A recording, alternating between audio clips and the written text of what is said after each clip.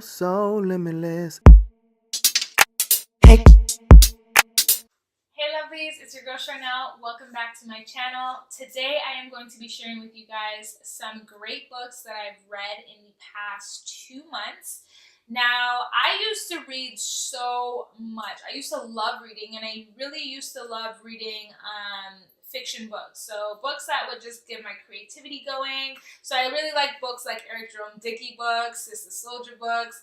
You know, the stuff I probably shouldn't have been reading when I was reading it. I really like books like Gossip Girl as well, all those series, the Unfortunate Event series, just a whole bunch of different stuff. And then when I became an adult, I started reading nonfiction books. So I was really into just developing myself and learning more about things. But I found that recently I'm not reading as much. I found that recently I wasn't reading as much.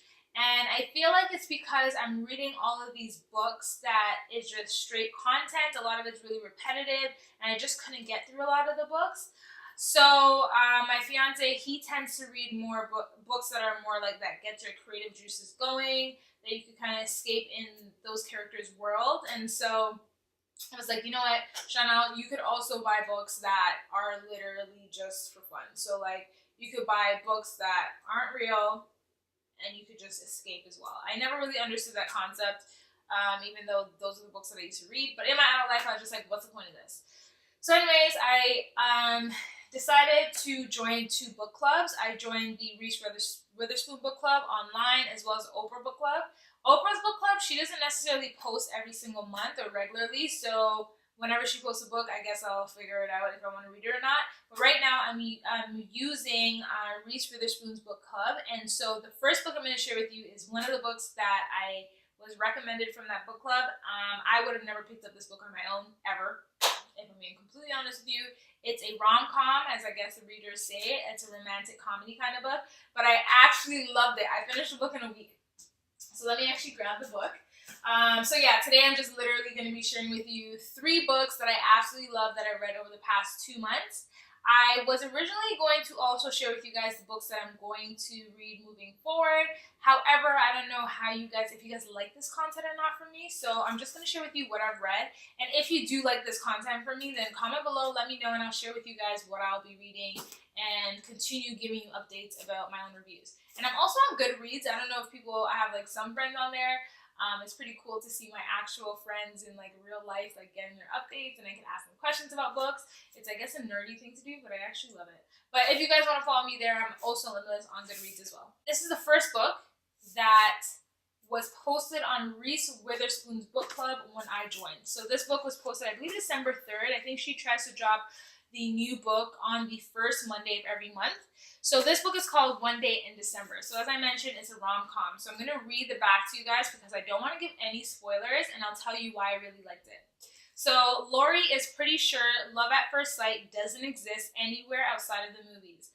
But then, through the mist on a bus window one snowy December day, she sees a man that she knows instantly is the one.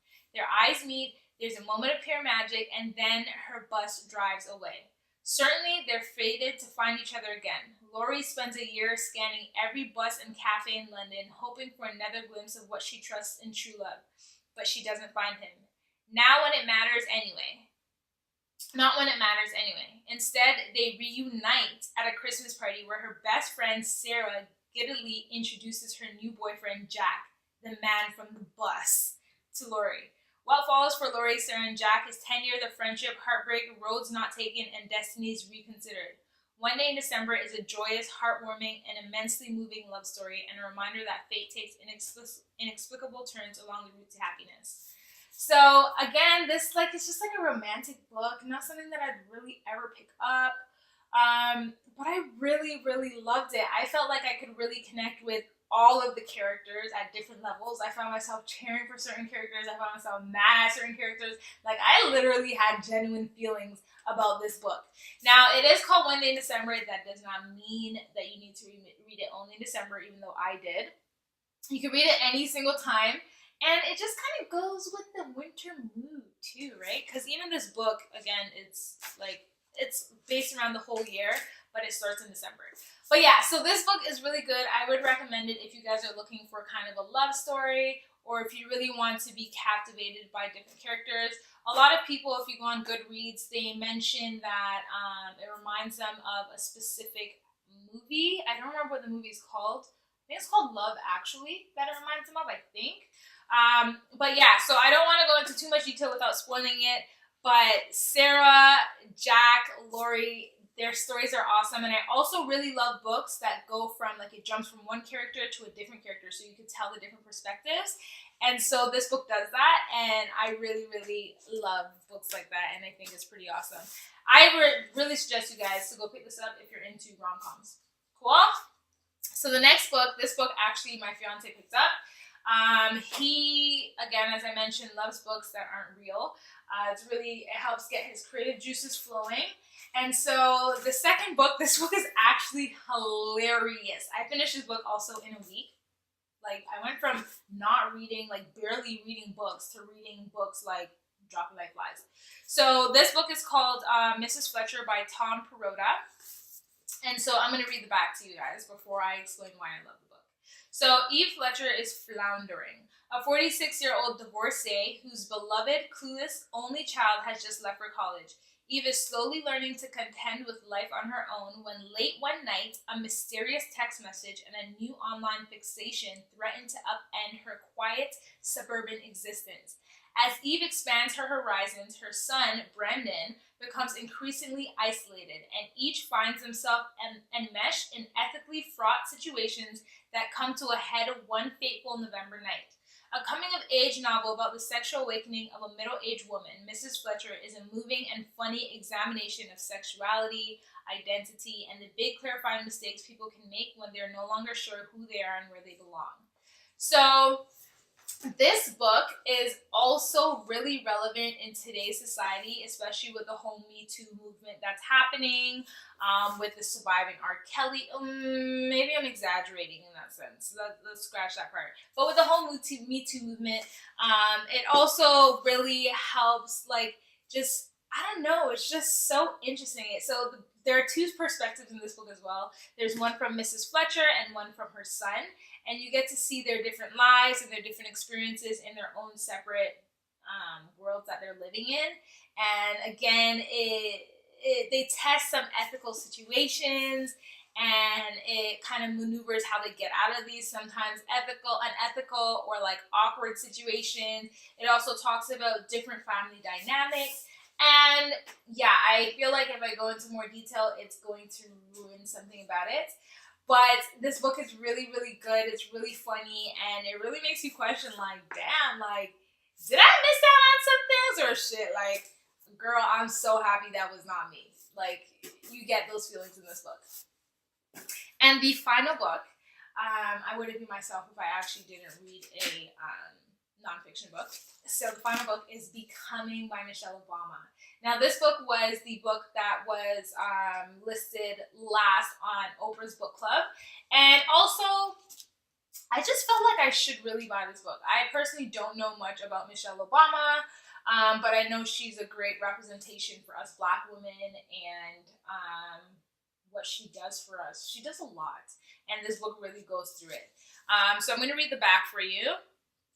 I'm going to read the excerpt. So it says, when she was a little girl, Michelle Robinson's world was the south side of Chicago, where she and her brother Craig shared a bedroom in their family's upstairs apartment and played catch in the park, and where her parents, Fraser and Marianne Robinson, raised her to be outspoken and unafraid.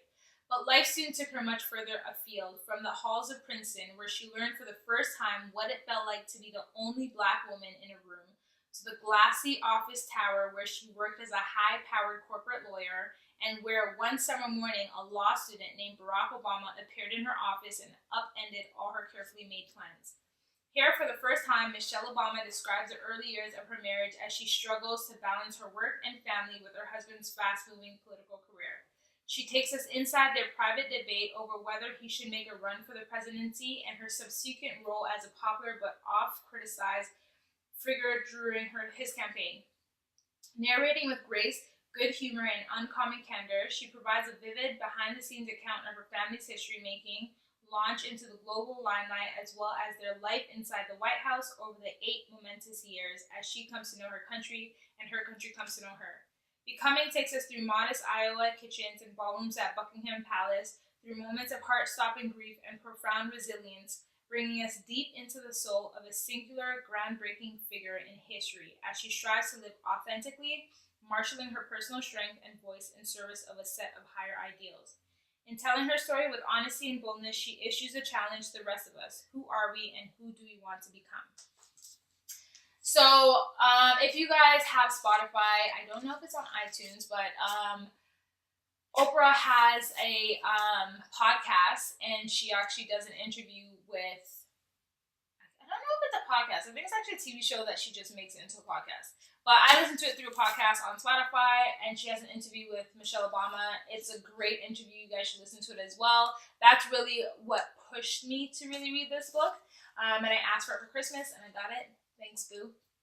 So I honestly hate hardcover books as well, but I had to do it. But this book, honestly, I feel like she's speaking to me throughout the whole book.